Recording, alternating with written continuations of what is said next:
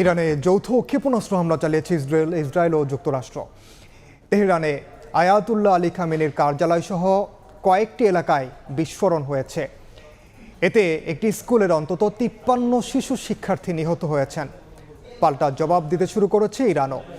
ইসরায়েলের পাশাপাশি সংযুক্ত আরব আমিরাত, কুয়েত, কাতার ও বাহরাইনের মার্কিন সামরিক ঘাঁটিতেও আক্রমণ চালানো হয়েছে।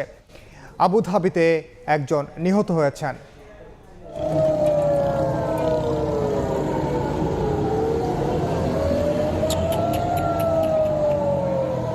স্থানীয় সময় শনিবার সকালে ইরানের রাজধানী তেহরান সহ বিভিন্ন স্থানে ক্ষেপণাস্ত্র হামলা চালায় ইসরায়েল ও যুক্তরাষ্ট্র।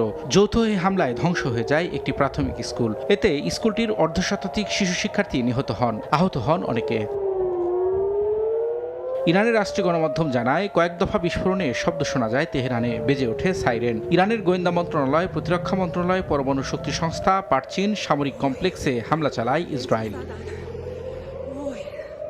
দেশটির সর্বোচ্চ ধর্মীয় নেতা আয়াতুল্লাহ আলী খামেনির কার্যালয়ের সামনেও বিস্ফোরণ হয় বলে জানানো হয়। তবে ইরানের এক কর্মকর্তা জানিয়েছেন, নিরাপদ স্থানে আছেন আয়াতুল্লাহ খামেনি, নিরাপদে আছেন প্রেসিডেন্ট মাসুদ পেজেশকিয়ানও। বন্ধ করা হয়েছে আকাশসীমা।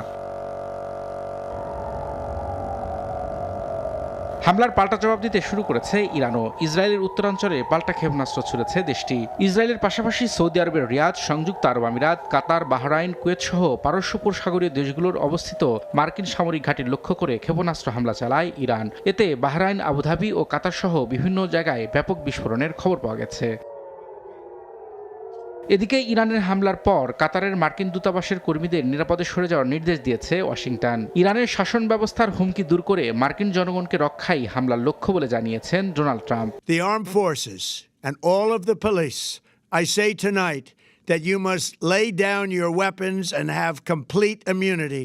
গেল কয়েকদিন ধরেই পরমাণু ইস্যুতে দফায় দফায় বৈঠক করে ওয়াশিংটন তেহরান। আলোচনা ভেস্তে গেলে ইরানে হামলার হুমকি দিয়ে আসছিলেন ডোনাল্ড ট্রাম্প। সেই হুমকি অবশেষে বাস্তবায়ন করল যুক্তরাষ্ট্র। রবিউল ইসলাম আওলাদ, সময় সংবাদ।